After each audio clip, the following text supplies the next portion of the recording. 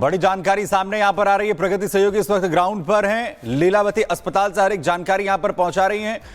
प्रगति 1 और 9 जनवरी की तारीख की भी बात सामने आ रही है। रेकी की गई और कैसे एंट्री यहां पर आरोपी शख्स की तरफ से की गई है। और वहीं दूसरी तरफ यह भी बताया जा रहा है कि आज 2 बजे से पहले सैफ अली खान को डिस्चार्ज किया जा सकता है लीलावती अस्पताल से। बिल्कुल बिल्कुल सुमित, देखिए पहले सवाल का जवाब मैं आपको दे दूं, क्योंकि 1 और 9 जनवरी की वो तारीख बताई जा रही है जब आरोपी मोहम्मद घर की रेकी कर रहा था। इस वजह से बड़ा सवाल ये भी खड़ा हो रहा था कि उसे कैसे पता था कि एंट्रेंस कहां पर है। इतनी आसानी से एग्जिट भी वो कर देता है और कोई उसे पकड़ भी नहीं पाता है, क्योंकि वो कई दिनों से नजर रख रहा था। कुछ सीसीटीवी फुटेजेस भी वायरल हुए थे जिसमें वो बाइक पर बैठे नजर आ रहा था और उसी बाइक के नंबर प्लेट की मदद से पुलिस ने थाने में उसको पकड़ा था, गिरफ्तार किया था और उसको ट्रेस किया गया था। जो मोबाइल फोन आरोपी के पास से मिला है उसमें बांग्लादेशी कोड के नंबर है, उनको भी पुलिस ट्रेस कर रही है और साथ ही जो रिकॉर्ड है खंगाले जा रहे हैं, बातचीत की जा रही है और उस सिलसिले में भी आगे जांच जारी है। दूसरी ओर मैं आपको बता दूं, अंदर अभी शर्मिला टैगोर मौजूद हैं जो कि सैफ अली खान की माता है और उनकी मां उनसे मिलने के लिए आई हुई है। उनकी जो गाड़ी है वो अंदर ही बाहर लगी हुई है और थोड़ी देर में, क्योंकि बताया जा रहा है 2 बजे से पहले किसी भी वक्त सैफ अली खान को डिस्चार्ज कर दिया जाएगा। कल भी ये बात सामने आ रही थी कि सैफ अली खान को छुट्टी मिल सकती है, लेकिन उनको एक और दिन ऑब्जर्वेशन में रखा गया। और आज क्योंकि डॉक्टर्स से जब हमने बात की तो हॉस्पिटल के सोर्सेज ने जानकारी दी है कि और बड़ी जानकारी इसी बीच आ रही है। सैफ पर अटैक में सूत्रों के हवाले से बड़ी जानकारी, 4 घंटे तक घटनास्थल के पास ही छिपा रहा था आरोपी। वारदात के बाद 2 दिन तक बांद्रा में ही रहा शहजाद। वहीं मुंबई से ठाणे के बीच 4 बार उसने कपड़े बदले अपनी पहचान छिपाने के लिए। सैफ अटैक मामले में 4 घंटे तक घटनास्थल के पास ही वो अपने आप को छिपाकर उसने रखा। जब उसने पूरी इस वारदात को अंजाम दिया था वो तमाम सीसीटीवी सामने आए थे। और बड़ी जानकारी सूत्र दे रहे हैं कि वारदात के बाद 2 दिन तक बांद्रा में ही शहजाद रहा। लगातार अपनी पहचान बदलने की कोशिश वो यहां पर करता रहा, कपड़े बार बार यहां पर बदलता रहा। सागर हमारे सहयोगी लगातार बने हुए हैं। सागर, पहचान उसने आखिर कैसे छिपाई? लगातार उसके सीसीटीवी सामने आ रहे थे और बड़ी बात यह कही जा रही है कि वारदात के बाद वो खुद जहां पर पूरी वारदात हुई सैफ अली खान के घर के बाहर, वहां उसने खुद को छिपाकर रखा 4 घंटे तक।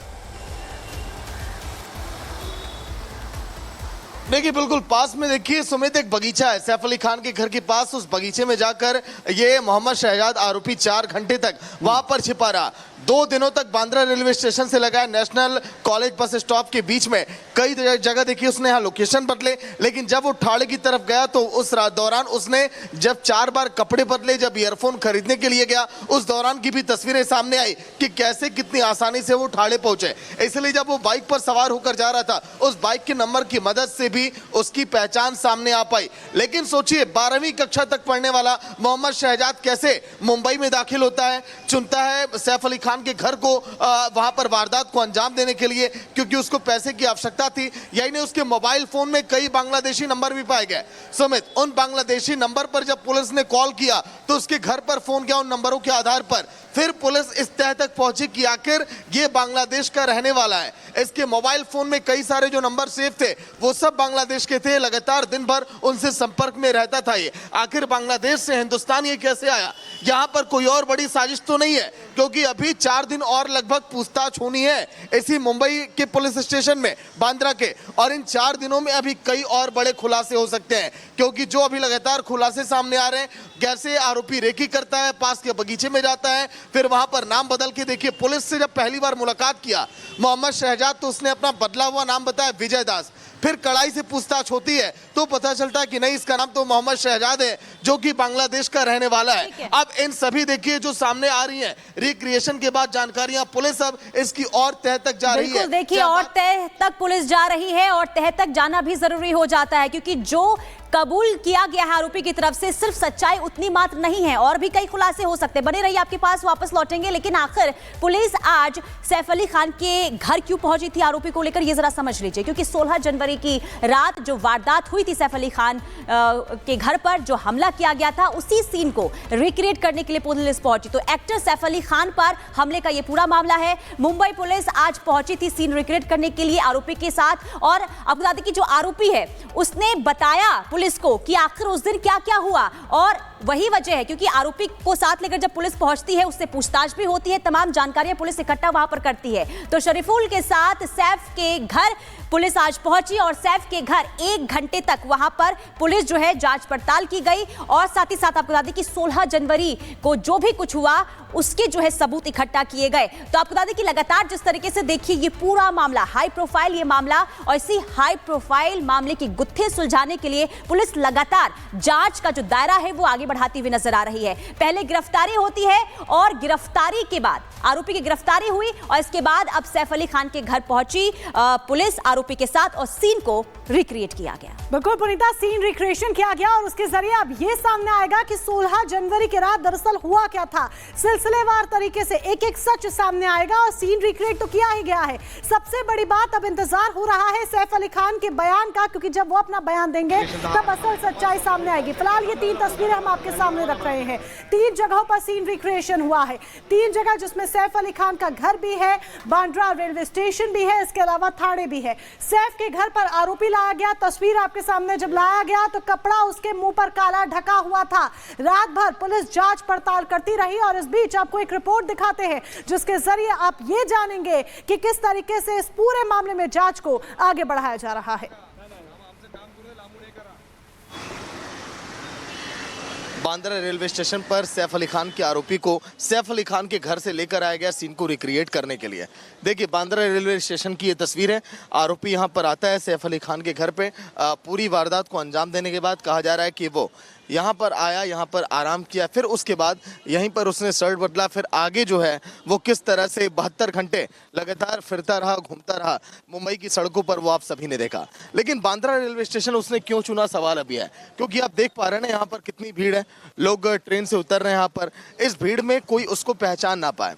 रात में घटना को अंजाम देने के बाद, क्योंकि मुंबई की अगर बात करें तो देखिए लोकल ट्रेनों से लोग यहाँ पर आ रहे हैं, और लोग इतनी ज़्यादा तादाद में यहाँ से निकलते हैं कि कोई भी आरोपी को यहाँ पर आसानी से देख नहीं सकता था। तो इसीलिए कहा जा रहा है कि कुछ घंटे उसने बांद्रा रेलवे स्टेशन पर ही गुजारे। और देखिए तस्वीर भी आप, यहाँ पर भारी तादाद में इसी तरह से हर दिन लोगों की भीड़ की मौजूदगी यहाँ पर रहती है। और आरोपी कहा जा रहा है कि आता है, कहीं कोने में अपना हो देखिए बिस्तर बिछाता है, आराम करता है पहले यहाँ पर बाकायदा घटना को अंजाम देने के बाद, फिर वो यहाँ से आगे की प्लानिंग तैयार करता है कि अब कैसे लुका छिपी का खेल ये 72 घंटे तक खेलना है मुंबई के अंदर। फिर उसके बाद वो जाता है ठाणे के उन जंगलों में जहाँ की तस्वीर भी हमने आपको दिखाई, जहाँ पर वो छिप कर बैठा था, चादर डालकर सोया हुआ था। वो ये सोचा कि यहाँ पर पुलिस की टीम हम तक नहीं पहुँच पाएगी।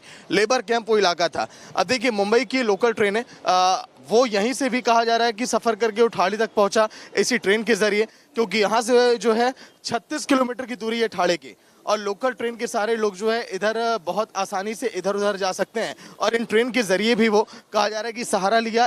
ये सीन भी पूरा रिक्रिएशन में शामिल था। लेकिन पुलिस फिलहाल गिरफ्तार कर चुकी है आरोपी को, और अभी जांच में कई बड़े खुलासे हो रहे हैं कि आखिर आरोपी ने कैसे हथियार लिया, किन किन लोगों के संपर्क में था बांग्लादेश के आने के बाद, ये सब कुछ जांच का विषय है।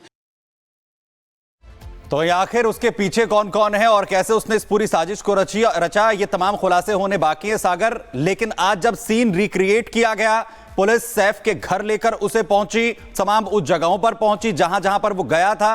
क्या कुछ पुलिस के हाथ लगा पूछताछ में अभी तक? देखिए बिल्कुल सुमित, अगर हम बात करें तो अभी तक फिलहाल फिंगरप्रिंट हाथ लगे, जो आरोपी लगातार बता रहा है। आरोपी ने यह भी कहा कि आखिर उसने इन जगहों को चुना क्यों। बांद्रा रेलवे स्टेशन हिंदुस्तान के देखिए सबसे व्यस्ततम रेलवे स्टेशन में से एक है, जहां पर दिन भर हजारों लोकल गाड़ियां पहुंचती हैं। आरोपी जान रहा था कि यहां पर मुंबई पुलिस की नजर इतनी जल्दी नहीं पड़ने वाली। पहचान छुपाकर, अपना चेहरा ढककर आरोपी लगातार वहां पर छुपा रहा। रिक्रिएशन के दौरान यह भी पुलिस के हाथ लगा कि उसने ये भी कहा कि उसने घर के अंदर घुसने में किसी की मदद नहीं ली। जो दूसरा वाला गेट आज सुबह हम दिखा रहे थे जहां पर सीन को रिक्रिएट किया जा रहा था, उसी दीवार को कूदकर एक शेड पर वो गया, फिर वहां से कूदकर पार्किंग के जरिए वो घर के अंदर दाखिल हुआ, सैफ अली खान के बेटे के कमरे तक। यही नहीं, जैसे सैफ अली खान पर लगातार वो वार कर रहा था, उसने ये भी बताया कि कैसे वो बड़े आसानी से वार किया। जब सैफ अली खान बीच बचाव कर रहे थे, उस बीच बचाव के दौरान उसने जल्दी जल्दी 6 चाकुओं से हमला किया था सैफ अली खान पर। ये सारी बातें आज सुबह रिक्रिएशन के दौरान उसने जिक्र किया। शाम होते होते कई और बड़े खुलासे इसी पुलिस स्टेशन से निकलकर सामने आएंगे, जो रिपब्लिक भारत दर्शकों को सबसे पहले बताएगा। सैफ अली खान पर मुंबई में एक लोग इंतजार कर रहे हैं कि आखिर कौन सी बड़ी खबर होगी जो दर्शकों तक हम पहुंचाएंगे। कौन सी बड़ी खबर है उस पर तो लगातार आप नजर बनाए हुए हैं और तमाम जानकारी हम तक पहुंचा रहे हैं, लेकिन एक बार प्रगति का भी रुख कर लेते हैं। प्रगति, आज सैफ अली खान अस्पताल से डिस्चार्ज हो जाएंगे, लेकिन सबसे ज्यादा अहम यह हो जाता है सैफ अली खान का बयान जो आज पुलिस दर्ज करने वाली है। यानी कि जो कड़ी है उसमें अहम, जो मामले की कड़ी है उसमें अहम साबित सैफ अली खान का बयान हो सकता है। तो क्या आज सैफ अली खान के बयान दर्ज हो जाएंगे?